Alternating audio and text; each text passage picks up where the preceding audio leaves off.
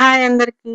Welcome to Annapurni talks. ఇవాల్టి వీడియోలో యమ్మీ యమ్మీ పచ్చి రొయ్యలు, గోంగూర పులావ్ అయితే చేసుకుందామండి. చాలా చాలా బాగుంటుంది.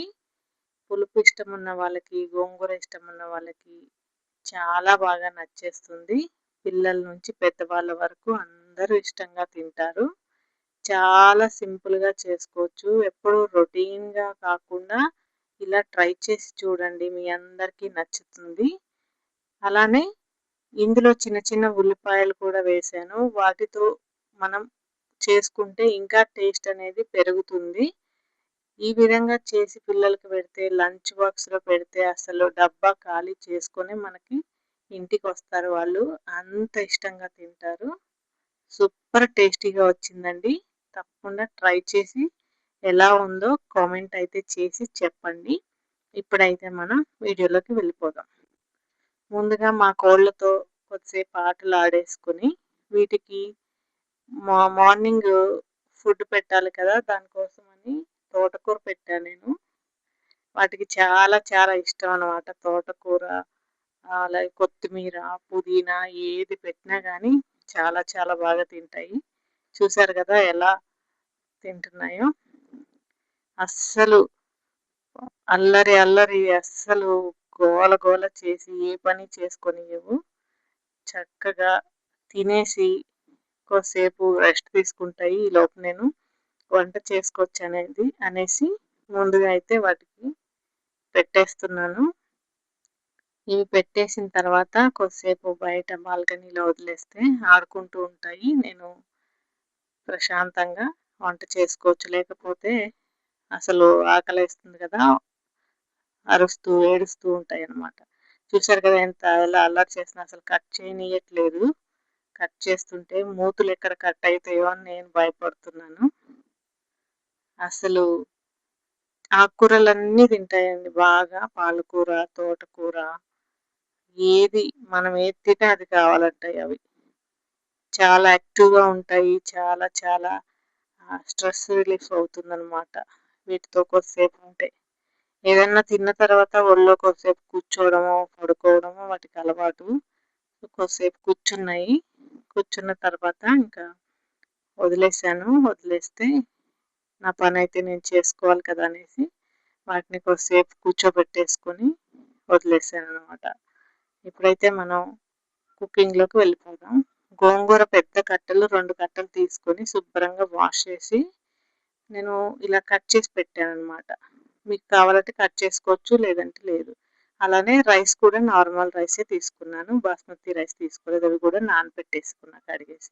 రొయ్యలు కూడా క్లీన్ చేసి చక్కగా పైన అది ఉంటుంది కదా బ్లాక్ కలర్‌లో అది కూడా తీసేసుకొని నీట్‌గా పెట్టేసాను. చిన్న ఆనియన్స్ కూడా ఒలిచి పెట్టేసుకున్నాను.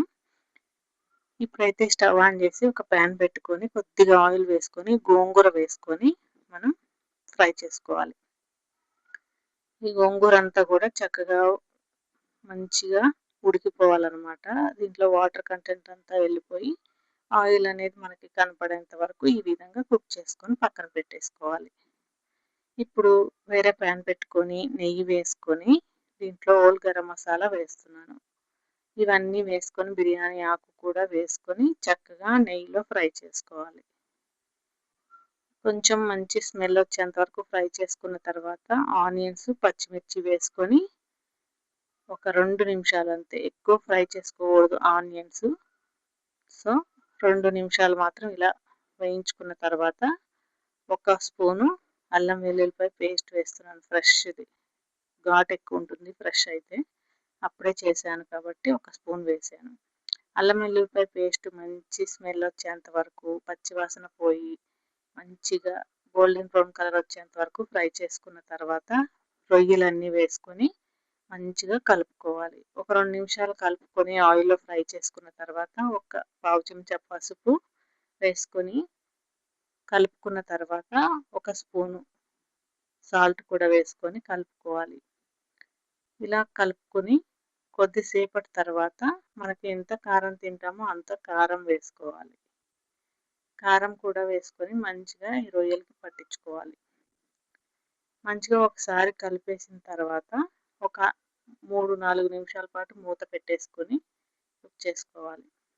ఇలా కుక్ చేసుకున్న తర్వాత మూత తీసి చూస్తే మనకి రొయ్యలు అనేది మంచిగా కుక్ అయిపోయినాయి. ఇప్పుడు మనము గోంగూర ఏదైతే ఉందో అది వేసుకుందాం. మీరు డైరెక్ట్‌గా ఆకులు పలంగా మీరు ఇట్లా కుక్ చేసుకుంటే గ్రైండ్ చేసుకోవచ్చు. లేదంటే ఇలా కట్ చేసుకొని కూడా వేసుకోవచ్చు. ఈ గోంగూర అంతా కూడా రొయ్యలకు పట్టించుకోవాలి. చక్కగా మొత్తం అంతా కూడా కలుపుకొని. ఈ విధంగా కలుపుకొని ఒక 5 నిమిషాల పాటు మూత పెట్టుకోవాలి. ఈలోపు మా కోళ్ళు ఏం చేస్తున్నాయా అని చూసేసరికి లోపలికొచ్చి మంచం ఎక్కి మొత్తం అల్లరి చేసి దాని మీదకి ఎక్కి దీని మీదకి ఎక్కి మొత్తం దుంకుతున్నాయి. అన్నీ కూడా చూసారు కదా ఎలా చేస్తున్నాయో. చూడండి దానికి కోపం వచ్చేస్తుంది. ఫోన్ ఇట్లా వీడియో తీస్తుంటే కోపం వస్తుంది బాగా. ఇప్పుడైతే మనకి రొయ్యలు అనేది చక్కగా కుక్ అయిపోయినాయండి. గోంగూర కూడా కుక్ అయింది. ఆయిల్ అనేది పైకి తేలుతుంది కదా. ఇప్పుడు ఒకసారి కలుపుకున్న తర్వాత దీంట్లో వాటర్ వేసుకోవాలి. 1 గ్లాసు రైస్‌కి నేను 2 గ్లాసులు వాటర్ పోసాను. ఈ విధంగా వాటర్ వేసుకున్న తర్వాత కలుపుకొని సాల్ట్ అదంతా ఏదన్నా సరిపోకపోతే మీరు వేసుకోవచ్చు. నేను ఇంకా స్పైసెస్, పౌడర్స్ ఏమీ నేను వేయట్లేదు. ఎందుకంటే పచ్చి రొయ్యల్లో ఉన్న ఫ్లేవర్ అనేది పోతుంది. ఇలా వాటర్ మరిగిన తర్వాత మంచిగా మనకి బాయిల్ అయిన తర్వాత రైస్ వేసుకొని కలుపుకొని మూత పెట్టుకోవాలి. మధ్యలో ఒకసారి మనం మూత తీసుకొని మళ్ళీ ఒకసారి కలుపుకోవాలి. అప్పుడైతే మనకి మంచిగా కలిసి మనకి రొయ్యలు అనేది కింద ఉండిపోకుండా రైస్ అనేది పైకి రాకుండా చక్కగా ఉంటుంది. మధ్యలో ఒకసారి కలిపేసుకొని మూత పెట్టేసుకుంటే సరిపోతుంది. చూసారు కదా ఈ విధంగా మనకి పర్ఫెక్ట్‌గా కుక్ అయిపోయింది. ఎక్కడ కూడా అతుక్కోకుండా రైస్ అనేది వాటర్ కరెక్ట్‌గా సరిపోయినాయి. చాలా చాలా పర్ఫెక్ట్‌గా వచ్చింది. మనం దీంట్లో మసాలాలు అవన్నీ ఎక్కువ వేసుకుంటే ఆ న్యాచురల్ ఫ్లేవర్ అనేది మనకి రాదనమాట. అందుకే నేను హోల్ గరం మసాలా నెయ్యిలో వేసి ఫ్రై చేశాను తప్పించి ఇంకా వేరే పొళ్ళు, కారం పొళ్ళు, మసాలా పొళ్ళు ఇంకా ఏమీ వేయలేదనమాట. ఓన్లీ మనం ఉప్పు, కారం, పసుపు తప్పించి ఇంకేమీ వేయలేదు. మీకు కావాలంటే ఇష్టం ఉంటే మీరు యాడ్ చేసుకోవచ్చు. మనకి ఉల్లిపాయలు కూడా చూసారు కదా చక్కగా ఇవి మ్యాష్ అయిపోకుండా కరెక్ట్‌గా మనకి కుక్ అయినాయి. ఒకసారి మీరందరూ కూడా ట్రై చేయండి. నచ్చిన వాళ్ళు, ఇష్టం ఉన్న వాళ్ళు. ఒకవేళ నచ్చితే కామెంట్ చేయండి. అలానే లైక్ చేయండి, షేర్ చేయండి, సబ్స్క్రైబ్ కూడా చేసుకోండి.